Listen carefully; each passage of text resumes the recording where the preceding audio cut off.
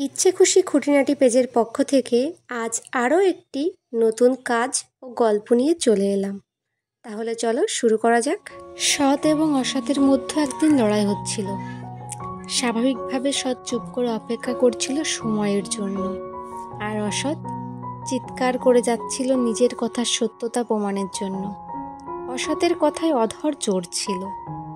ও যে সঠিক প্রমাণ করার জন্য এমন কিছু কাজ করে যাচ্ছিল যা অন্যকে আঘাত করে, অন্যের মনে কষ্ট দেয়, অন্যকে অপমান করে, নীতিবোধ হারিয়ে ফেলে, দিক বেদিজ্ঞান হারিয়ে নিজের কথা সত্যি সেটা প্রমাণ করতে সে মরিয়া হয়ে যায়। দূরে বসে সৎ শুধুই হাসে, কোনো কথার প্রতিবাদ করে না। সতের কথায় জোর ছিল না, সে তখনও নীরব দর্শক। কিন্তু সঠিক সময় প্রমাণ হলো সৎ সঠিক আর অসৎ বেঠিক। সেদিন সৎ সবার সামনে মুখ খোলে, আমি আগেই বলেছিলাম আমি সঠিক সময়ের অপেক্ষা করছিলাম।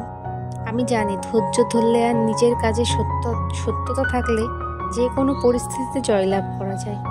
কাউকে ছোট করে প্রতারণা করে কখনো বড় হওয়া যায় না।